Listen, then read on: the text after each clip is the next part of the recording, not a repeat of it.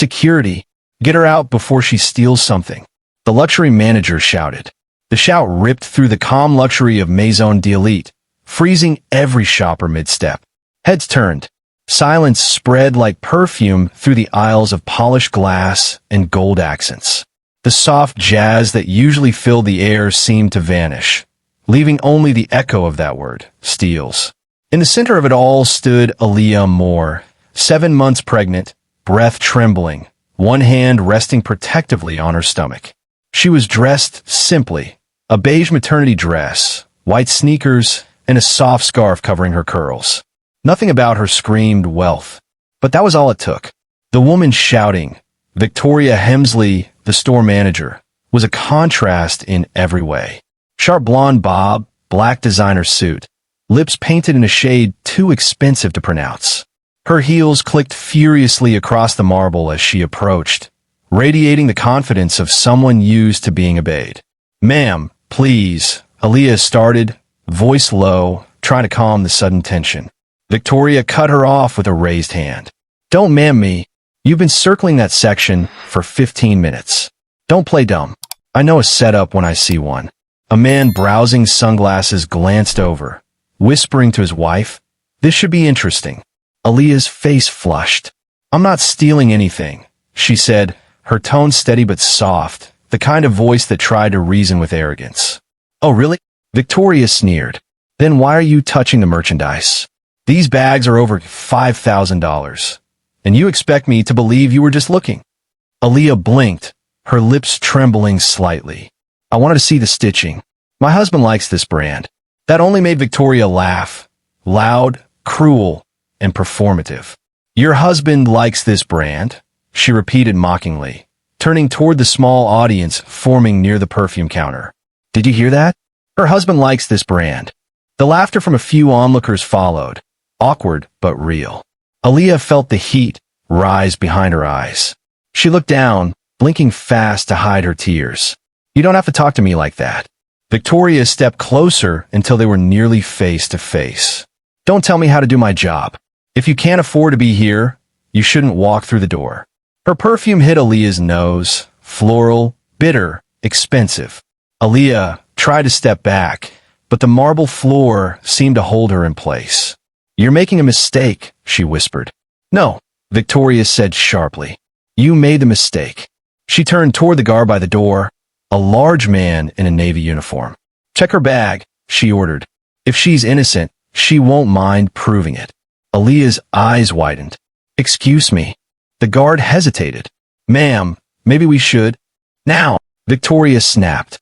The guard approached slowly, eyes down, looking more embarrassed than Aaliyah herself. He held out a hand. Please, miss, it's just protocol. Aaliyah hugged her purse to her chest. You can't do this. I haven't taken anything. Victoria rolled her eyes. Then open it. Or do you have something to hide? The crowd had grown, a mix of whispers, judgmental stares, and phones subtly lifted, recording behind handbags. A few customers shook their heads in disapproval. None spoke up. Aaliyah's voice cracked. I'm pregnant, not a thief. Victoria smirked. Pregnant doesn't mean honest. Gasps rippled through the store. Aaliyah's breath hitched, humiliation choking her like smoke. She could feel her baby move inside her again, restless, unsettled. You're wrong about me, she whispered. Oh, please, Victoria said, her tone dripping with disdain. I've worked in luxury retail for 15 years. I can tell who belongs here and who doesn't. Something in Aaliyah's expression shifted. Not anger, not fear, but something quieter, deeper. You think that's a skill? She asked softly. Victoria blinked. Excuse me. Judging people, Aaliyah said, voice trembling but steady. You think it's something to be proud of? That slight defiance sparked fury in Victoria's eyes. She stepped forward, grabbed the purse from Aaliyah's arm, and in that motion, shoved her backward. Aaliyah stumbled, catching herself against the display table. The sound of a falling perfume bottle shattered the silence. Glass splintering, liquid spreading like blood across the floor. The store went still. Now look what you've done, Victoria shouted. That's a $600 bottle. Aaliyah's mouth fell open. You pushed me. Victoria turned toward the cameras mounted in the corners. Oh really? Maybe the footage will show what really happened. Her voice carried a tone that said she knew no one would ever check. Aaliyah bent slowly, carefully, to pick up her dropped bag, every motion weighed down by shame. No one helped her. The guard looked away. The customers turned back to their shopping, pretending nothing had happened. Victoria adjusted her jacket, recomposing herself like the scene had been a minor inconvenience. "You're lucky I don't press charges for property damage," she said coldly. "Now, get out." Aaliyah stood still, trembling, her hand pressed to her stomach. Her eyes lifted to meet Victoria's one last time, calm, dark, unwavering. There was something in them that made even the manager flinch for half a second. Something unreadable. Then Aaliyah turned and walked out. The door chimed gently as she left, the same pleasant sound that greeted customers who belonged. Outside, New York's winter air hit her face, cold and raw. She stood there for a moment, breathing, steadying herself against the weight of humiliation. She looked down at her belly and whispered, "It's okay, baby. Mama's fine." But her voice shook when she said it. Across the street, a black car idled by the curb, tinted windows, engine rumbling quietly. The man inside lifted his eyes toward the store's glass doors, his expression unreadable. Aaliyah wiped her tears and started walking toward it. And inside Maison d'Elite, the woman who had humiliated her had no idea who she had just laid hands on. By the time Aaliyah had stepped onto the cold Manhattan sidewalk, she thought the ordeal was over. The store doors closed behind her with a soft, final chime.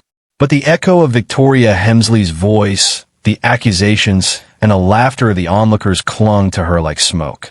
She pulled her scarf tighter around her neck, trying to shield her face from the occasional pedestrian who glanced her way. Some sneered, some whispered. Somewhere a camera phone had been raised, capturing the moment she had been shoved, a clip now surely making its way through social media. Inside Maison d'Elite, Victoria had not yet returned to the calm order of displays. No, she thrived in the spectacle of humiliation, replaying the scene in her mind as if it were a performance. "I showed her," she muttered, straightening a handbag on the shelf. Let that be a lesson to anyone who thinks they belong here without the money, the status, or the looks. Back on the street, Aaliyah's phone vibrated repeatedly in her bag. Each message notification made her chest tighten. Screenshots, videos, comments calling her a thief. Some praised Victoria, some expressed shock, but none expressed empathy. None saw the fear, the sting on her cheek, the exhaustion in her bones. Aaliyah walked slowly, clutching her bag, past brownstones and idle taxis. Her hands shook with the adrenaline of confrontation. She wanted to cry, scream, vanish. Instead, she kept walking. When she finally reached a quiet bench in a small park across the street, she sat down, placing her bag carefully beside her. People passed, oblivious. Aaliyah let herself exhale, but the panic had not left her chest.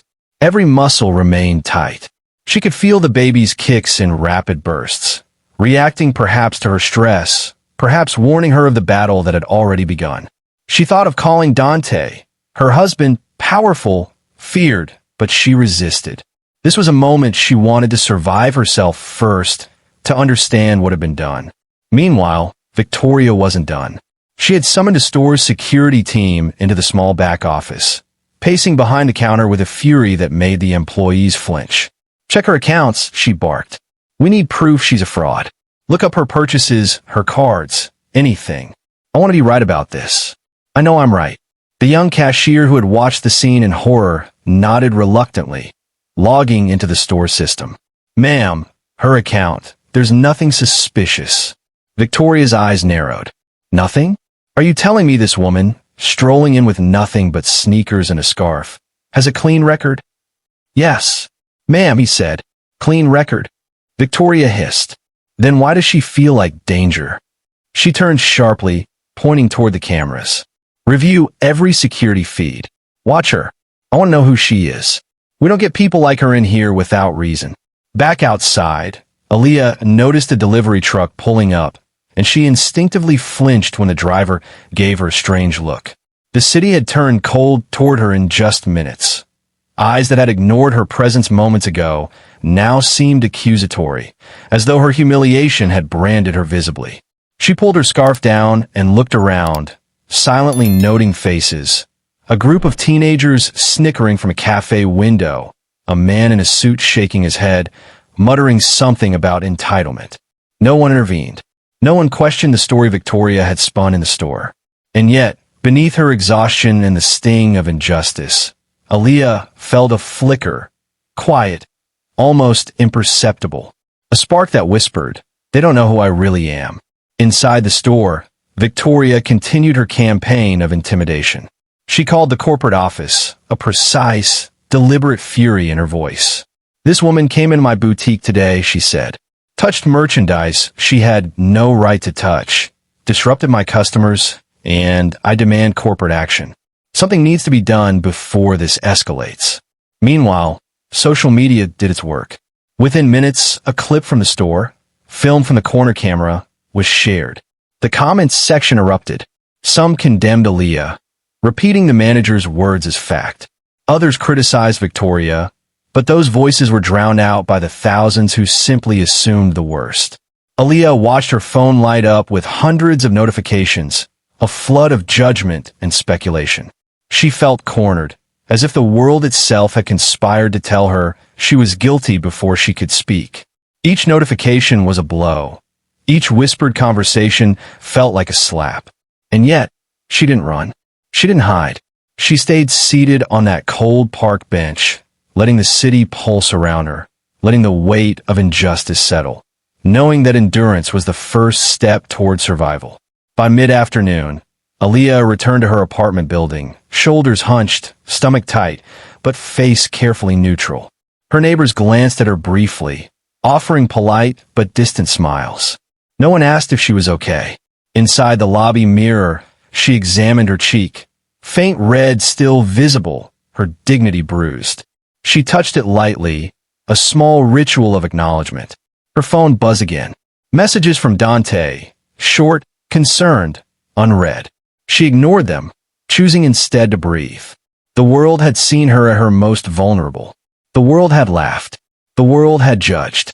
And yet, nothing had broken her entirely. Not yet.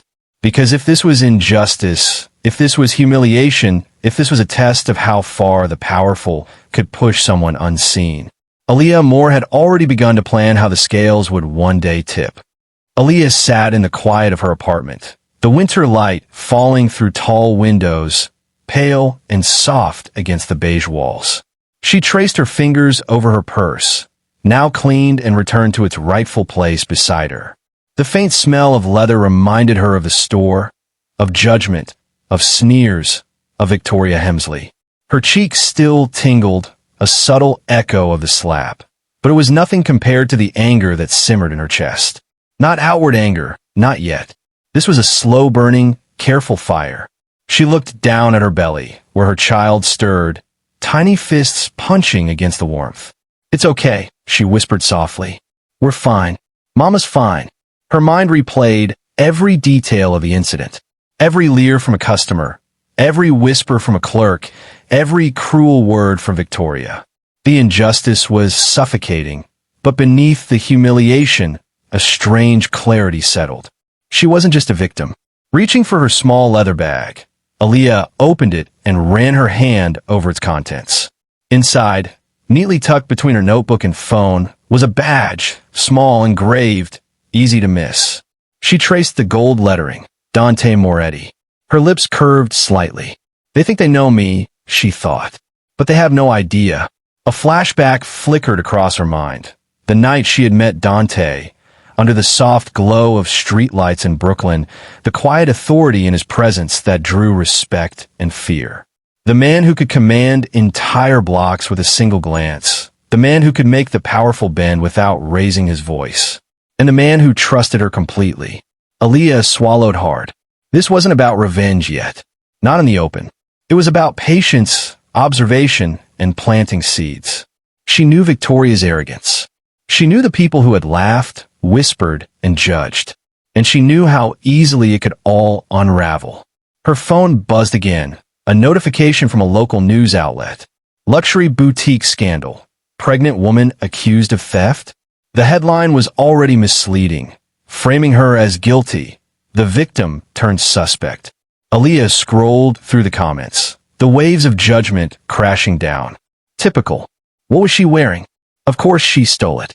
The ignorance of the crowd made her stomach tighten, but it also sharpened her resolve. She glanced at a small frame on her desk, a photo of her and Dante, taken years ago in an Italian villa, sun setting over the terracotta rooftops. His hand rested lightly on hers, and she remembered the whispered words, "They never know what's coming until it's too late." The memory stirred something in her. The injustice at the boutique had been public, humiliating, and painful.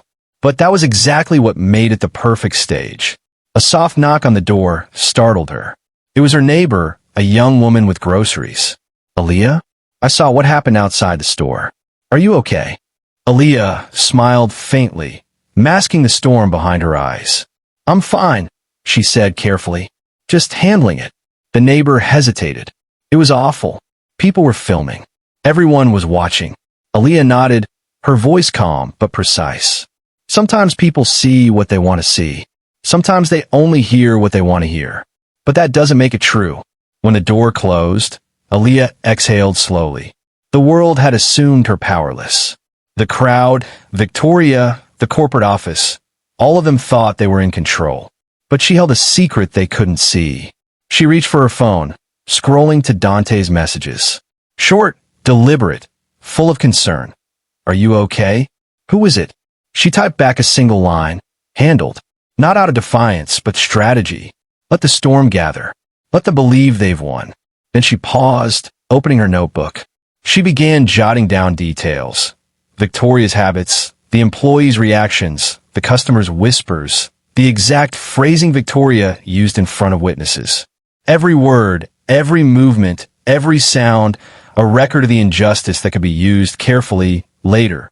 Aaliyah leaned back in her chair, her hand resting on her belly again.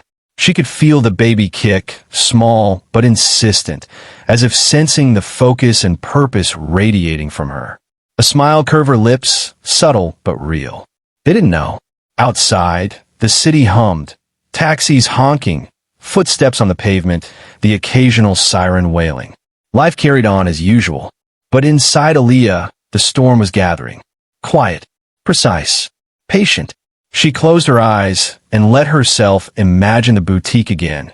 Victoria standing over the display cases, the security guard frozen in indecision, the customers whispering.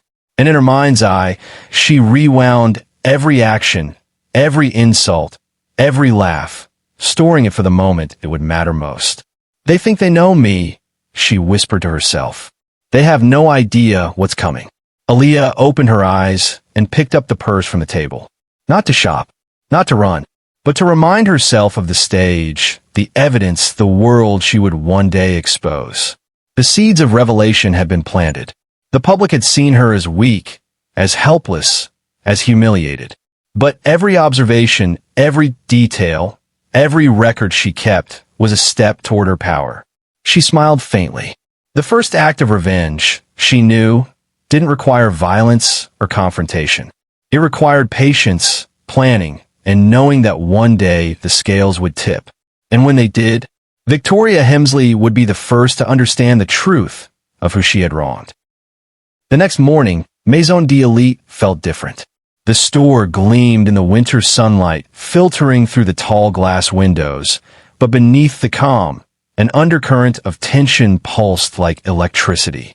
Victoria Hemsley arrived early, as always, her heels clicking sharply against the marble floor. She adjusted her blazer, smoothed her hair, and smiled at the employees with a tight, authoritative grin. Today, she thought, she would regain control. After yesterday, she had been both the heroine and the moral compass of the boutique in her own mind. What she didn't know was that the woman she had humiliated would return, not timid, not apologetic, not afraid. The door opened. Aaliyah Moore stepped inside. Victoria froze mid-step. "You're back." Her voice wavered slightly, an unfamiliar edge creeping in. Aaliyah didn't answer immediately. She walked slowly through the store, heels clicking quietly on the marble, her beige dress flowing over her belly. Every eye followed her. The employees shifted nervously, unsure how to react. Customers peeked from behind racks, sensing the tension but not yet understanding its source. Aaliyah stopped in front of the main display case, the same one where the handbag incident had occurred. She placed her hands gently on it, not to touch, but to draw the room's focus. "I came back," she said softly, letting the words hang in the air. "Not to steal anything, not to apologize, but to show you the truth." Victoria raised a brow. "The truth? What truth?" Aaliyah smiled faintly. Then, with a subtle movement, she opened her purse. Not to retrieve merchandise, but to reveal an engraved card tucked inside.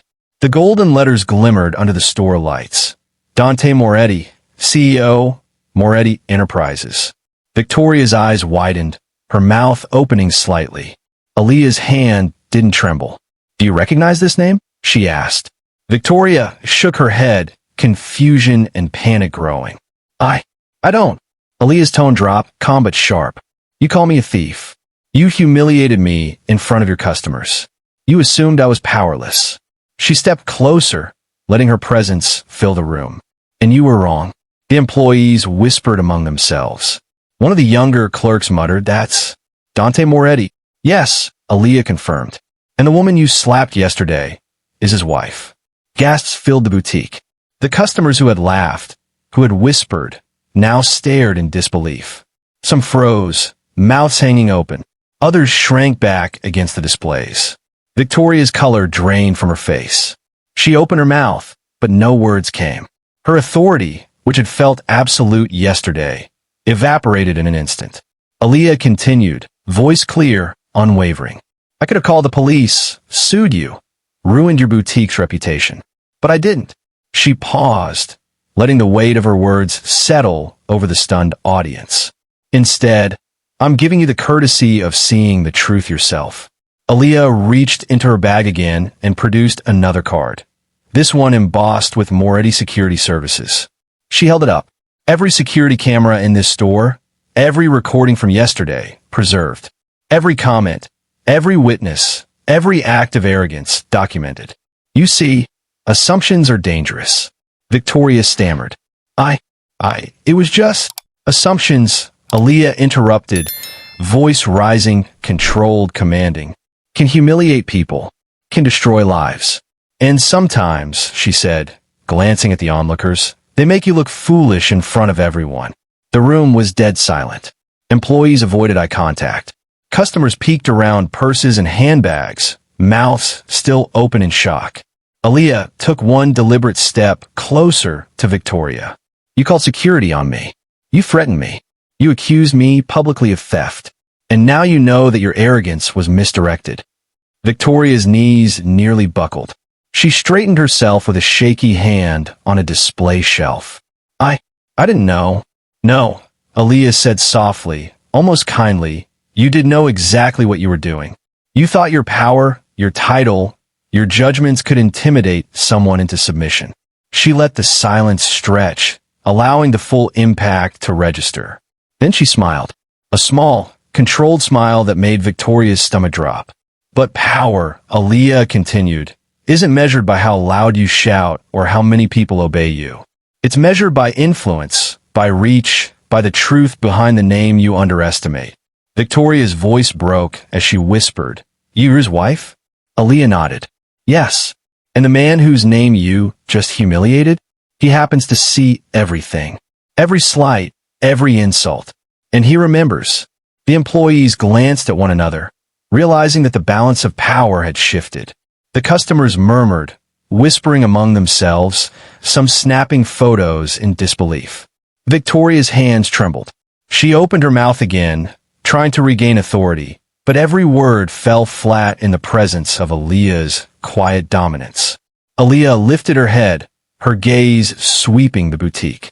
"Do you understand now?" she asked, voice low but icy. "Do you understand that underestimating people, humiliating them for status or race or appearance, can backfire in ways you can't even imagine?" The silence was complete. The tension palpable. Victoria swallowed, defeated, powerless in the presence of the woman she had so publicly humiliated. Aaliyah turned and walked slowly toward the exit, holding her head high, the very picture of dignity. "Remember this moment," she said over her shoulder. "It won't be repeated." The chime of the door echoed like a final verdict. Outside, Aaliyah paused. She took a deep breath, feeling the city around her. The scales had shifted. The humiliation had been replaced with awe, and the first lesson had been delivered. Inside, Victoria Hemsley slumped against the counter, staring at the empty space where the woman she had wronged had stood moments before. The weight of her arrogance had finally met the consequences it deserved. The day after the incident, Maison d'Elite felt smaller. Its marble floors gleamed under the morning light, but the boutique no longer radiated authority.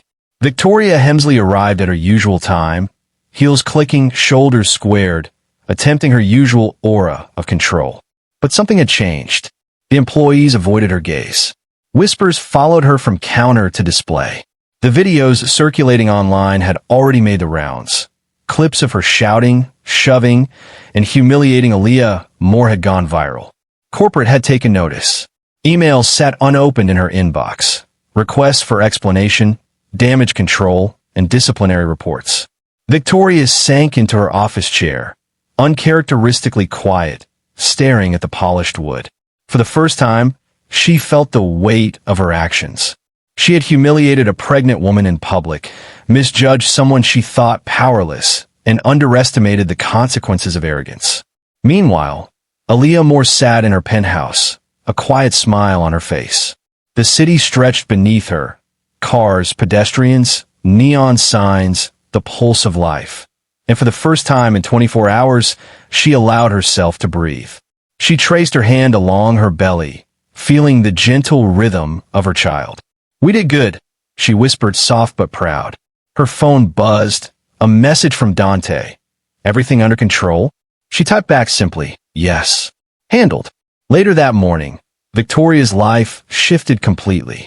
Corporate had arrived, emails turned into phone calls, and the human resources team was waiting to review disciplinary measures.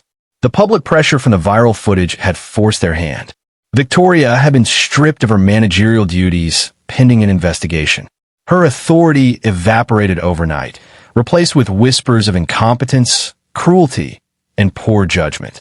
Employees watched as the woman who had once ruled the boutique with unyielding confidence now became a cautionary tale. Back at the boutique, Aaliyah returned. Not for confrontation, not for revenge, but to close the chapter. She entered calmly, greeting employees with a nod, the very picture of grace. Her presence commanded attention, yet there was no arrogance. She moved through the store like someone who had already won. Victoria, seated awkwardly in a side office, looked up as Aaliyah approached. Her mouth opened, then closed, words failing her. She no longer had the power to intimidate, the right to humiliate, or the authority to dismiss. Aaliyah stopped at the same display where the incident had begun. She set her hands lightly on the glass.